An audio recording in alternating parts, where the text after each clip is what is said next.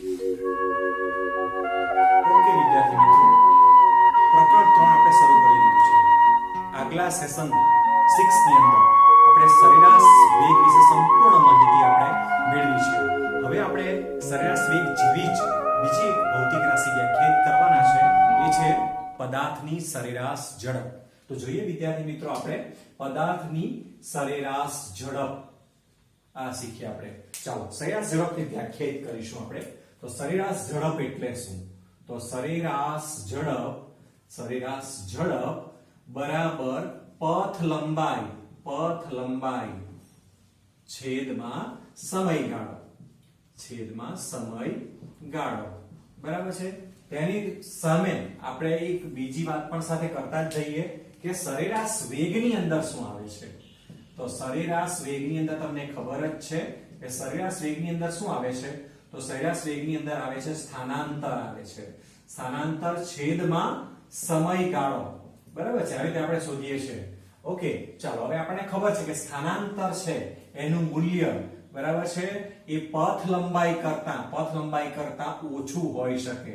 આ ઓછું હોઈ શકે કોના કરતા? પથ લંબાઈથી બરાબર છે. કોઈક વાર સરખું પણ હોય, પણ પથ લંબાઈથી ઓછું હોઈ શકે બરાબર. કારણ કે પથ લંબાઈ એટલે તમને ખબર છે કે કાપેલું કુલ અંતર એટલે પથ લંબાઈ. ઓકે, કાપેલું કુલ અંતર એટલે પથ લંબાઈ. અને સ્થાનાંતર એટલે તો આપણે પ્રારંભિક સ્થાન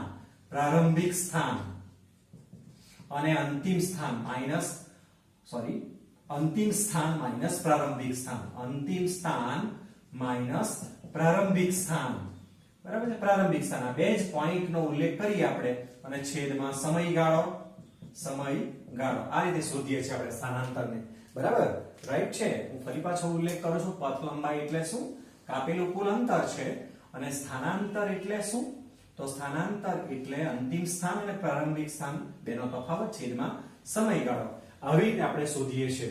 અને બીજી એક વાત આપણે કરી કે સ્થાનાંતર જે છે તે પથ લંબાઈથી ઓછું સ્થાનાંતર એ પથ લંબાઈથી ઓછું હોય છે. કોઈક વાર સરખું પણ હોય છે બરાબર છે. ઓકે, સ્થાનાંતર શૂન્ય પણ હોય છે, પણ પથ લંબાઈ 0 હોતી નથી બરાબર છે. ઓકે, તો આપણે જોઈ શકીએ અહીંયા સરેરાશ વેગને આપણે વ્યાખ્યાયિત કરીને તો આપણને સરેરાશ વેગને વ્યાખ્યાયિત કરીને આપણને છે ને આખા માર્ગ પર કાર અહીંયાથી ગતિની શરૂઆત કરે ને આટલે સુધી આવી ગઈ માનો કે બરાબર છે. આટલે સુધી માનો કે કાર આવી ગઈ આમ બરાબર. આ કાર આવી ગઈ આમ સમગ્ર ગતિમાર્ગ પછી પાછી અહીંયા આવી ગઈ આમ કાર બરાબર છે. આ સાઈડે પાછી ગતિ કરતી આ રોડે પાછી આમ આવી ગઈ માનો કે કાર આવી રીતે આવી ગઈ. તો આ સમગ્ર જે એનો ગતિ માર્ગ છે, આ જે સમગ્ર ગતિ માર્ગ કારનો છે બરાબર. ત્યાં આગળ કોઈ જગ્યાએ એ થોભી હશે, સ્થિર થઈ હશે, કોઈ જગ્યાએ ઊભી રહી હશે, કોઈ જગ્યાએ ભગાવી હશે બરાબર કારને બરાબર છે. કોઈ જગ્યાએ થોડીક સ્ટોપ કરી હશે ને ધીમે ધીમે આપણે ભગાવીએ અહીંયા. તો સમગ્ર ગતિ માર્ગ પર આ કારની જે ઝડપ બદલાયા કરી હશે બરાબર છે. હવે સરેરાશ વેગ પરથી આપણને એની માહિતી મળતી નથી, કારણ કે સરેરાશ વેગમાં તો કેવું છે, આ પ્રારંભિક સ્થાન ને આ અંતિમ સ્થાન આ બેની જ વાત અંદર તો આવે છે. તો સમગ્ર ગતિ માર્ગ પર આપણે પદાર્થની ગતિ વિશે માહિતી પરફેક્ટ મેળવવી હોય તો આપણે સરેરાશ ઝડપને વ્યાખ્યાયિત કરવી પડે. કારણ કે સરેરાશ ઝડપ એટલે છે ને પથ લંબાઈની વાત આવે અંદર, કુલ અંતરની વાત અંદર આવે. એટલે આપણે દરેક વખતે એની ઝડપ કેવી રીતે બદલાઈ હશે એ બધું આના પરથી ખબર પડે આપણને સરેરાશ ઝડપથી. એટલે સરેરાશ વેગ કરતા આ રાશિ આપણને ઝડપ વિશે સારી એવી સમજ આપશે.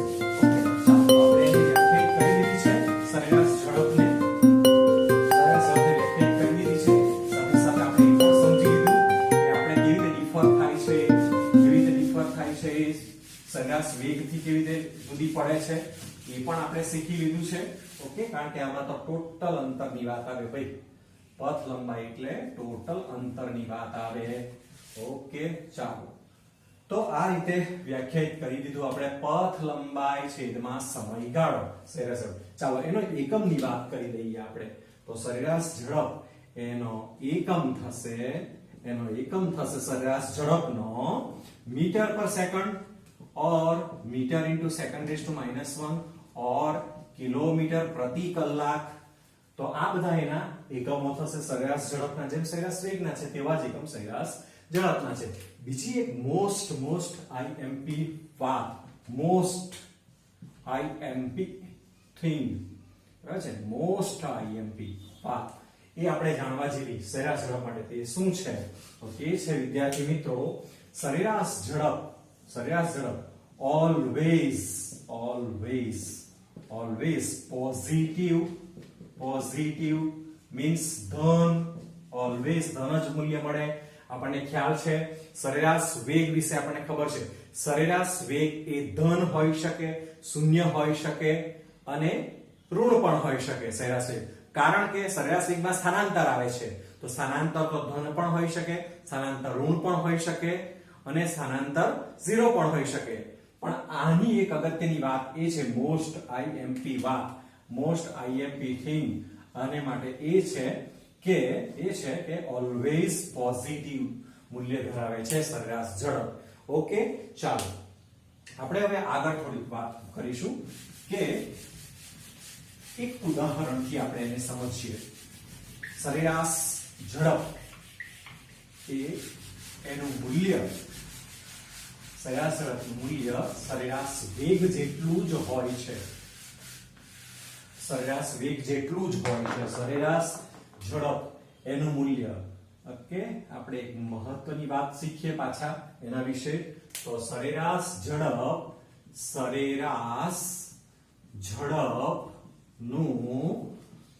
મૂલ્ય હંમેશા નહીં સરેરાશ ઝડપનું મૂલ્ય પથ લંબાઈ સરેરાશ વેગ જેટલું કે તેથી વધુ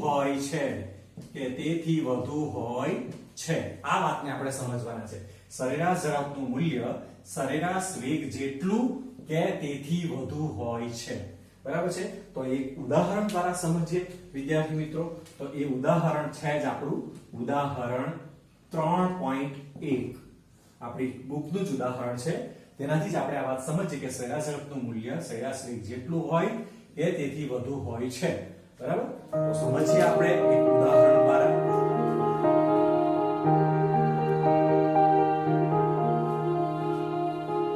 ઓકે વિદ્યાર્થી મિત્રો જોજો બરાબર આપણે આગળ વાત કરી ગયા છે સરેરાશ ઝડપની વ્યાખ્યાયિત કરી દીધી છે ઓલરેડી આપણે હવે એની અંદર વધારે માહિતી આપણે મેળવીએ સરેરાશ ઝડપનું મૂલ્ય સરેરાશ વેગ જેટલું કે તેથી વધુ હોય છે આને આપણે સાબિત કરવાના છે એક ઉદાહરણ દ્વારા ઉદાહરણ 3.1 એક કાર સુરેખ રેખા પર ગતિ કરે છે આપણે કારની ગતિને અહીંયા x અક્ષ પર દર્શાવી છે બરાબર સૌથી પહેલા આપણે આ દાખલાની અંદર શું શોધવાનું છે તો અહીંયા જોજો બરાબર કાર 18 સેકન્ડમાં O થી P પર જાય ત્યારે 18 સેકન્ડમાં એ ક્યાંથી ક્યાં જાય છે O થી તે P પર અહીંયા સુધી જાય છે O થી P સુધી જાય છે તો આપણે શું શોધવાનું છે O થી P પર જાય ત્યારે શું શોધવાનું છે તો આપણે શોધવાનું છે સરેરાશ ઝડપ શોધવાની છે અને સરેરાશ વેગ શોધવાનો છે સરેરાશ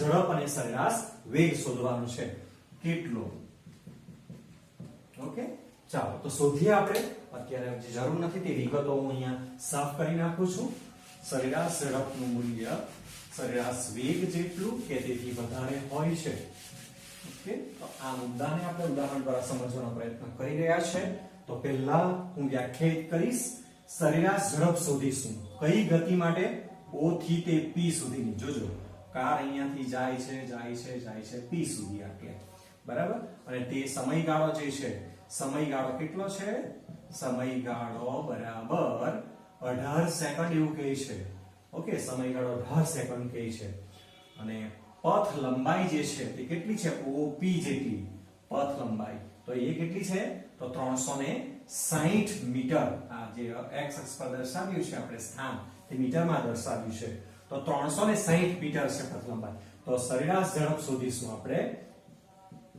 સરેરાશ ઝડપ બરાબર પથ લંબાઈ છેદમાં સમયગાળો તો પથ લંબાઈ કેટલી છે 360 મીટર છેદમાં સમયગાળો કેટલો છે 18 સેકન્ડ તો મળશે 18 × 36 એટલે 20 મીટર પર સેકન્ડ સરેરાશ ઝડપ આવી છે ચાલો આપણે બીજી વાત કરીએ હવે સરેરાશ વેગ પણ શોધી કાઢીએ આપણે તો સરેરાશ વેગ શોધીએ આપણે સરેરાશ વેગ માટે પણ આપણે અહીંયા શોધી કાઢીએ જરાક જોતા રહેજો બરાબર ધ્યાન આપજો સરેરાશ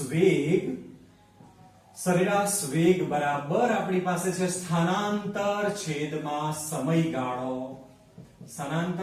સમયગાળો તો સ્થાનાંતર અહીંયા ગણીએ આપણે સ્થાનાંતર ગણીશું એટલે x2 અંતિમ સ્થાન માઈનસ પ્રારંભિક સ્થાન છેદમાં t2 માઈનસ t1 આપણને ખ્યાલ છે તો x2 બરાબર કેટલા છે 360 અંતિમ સ્થાન આપણું આ x2 છે બરાબર છે ને આ x1 છે o બરાબર છે ચાલો x2 એટલે 360 માઈનસ આ 0 અપોન t2 માઈનસ t1 એટલે સમયગાળો ઓલરેડી 18 સેકન્ડ આપેલો છે આપણને 18 તો 360 માઈનસ 0 છેદમાં 18 એટલે 20 મીટર પર સેકન્ડ તો અહીંયા આગળ વિદ્યાર્થી મિત્રો જોઈ શકીએ છીએ આપણે કે સરેરાશ ઝડપનું મૂલ્ય પણ 20 આવે છે અને સરેરાશ વેગનું મૂલ્ય પણ 20 આવે છે જ્યારે એક જ દિશામાં આ રીતે ગતિ થતી હોય ત્યારે પથ લંબાઈનું મૂલ્ય સ્થાનાંતર જેટલું જ મળે અને એટલા માટે સરેરાશ ઝડપ પણ સરેરાશ વેગ જેટલી જ મળે બરાબર છે એના પછીનો જે નેક્સ્ટ આપણે વાત કરી છે કે સરેરાશ વેગનું મૂલ્ય કરતા સરેરાશ ઝડપનું મૂલ્ય વધુ હોય છે તો એ આપણે આગલા સેશનની અંદર જોઈશું નેક્સ્ટ સેશનની અંદર એ વાત કરીશું થેન્ક યુ